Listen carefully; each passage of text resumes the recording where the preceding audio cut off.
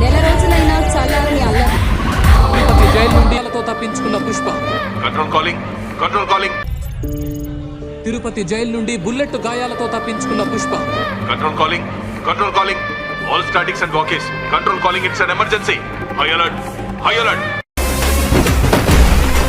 అమెరికాలో పోలీసులు పుష్పపై 17 కాల్పులు జరపగా అతను తీవ్రంగా గాయపడ్డాడని తెలుస్తోంది.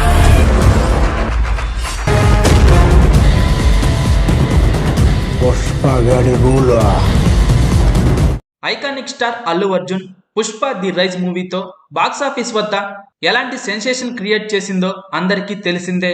ఈ సినిమాను దర్శకుడు సుకుమార్ పూర్తి యాక్షన్ ఎంటర్టైనర్ సబ్జెక్ట్ తో భారీ లెవెల్లో తెరకెక్కించగా ఈ సినిమా పాన్ ఇండియా మూవీగా బాక్సాఫీస్ వద్ద విధ్వంసం క్రియేట్ చేసింది.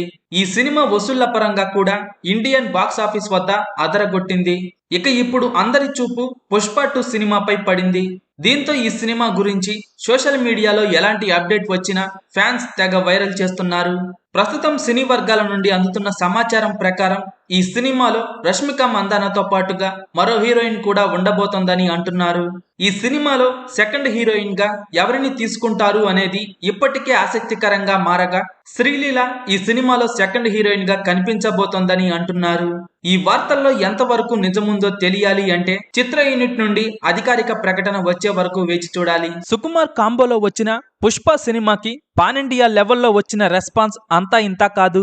ఈ సినిమా సాధారణ ఆడియన్స్ నుంచి సెలబ్రిటీలను మాత్రమే కాకుండా ఆఖరికి రాజకీయ నాయకులను కూడా కదిలించింది. అందరూ తగ్గేదేలే అంటూ డైలాగ్స్ చెప్పేశారు.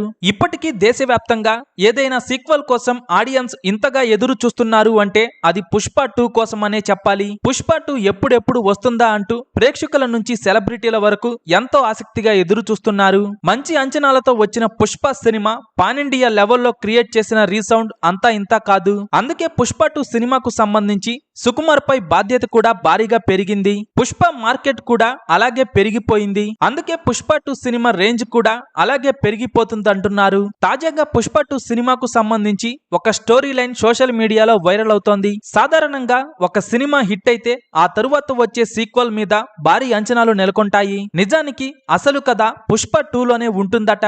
సిండికేట్ ని తన చేతుల్లోకి తీసుకొని పుష్పరాజ్ ఎంత ఎత్తుకు ఎదిగాడు, ఎంత పవర్ఫుల్ గా మారాడు అనే విషయాలు ఈ సీక్వెల్ లోనే ఉంటాయి. ప్రస్తుతం సోషల్ మీడియాలో పుష్ప 2 షూటింగ్ కు సంబంధించి ఒక వార్త వైరల్ అవుతోంది. అదేంటంటే నెక్స్ట్ షెడ్యూల్ కోసం పుష్పరాజ్ జపాన్ వెళ్లబోతున్నారట.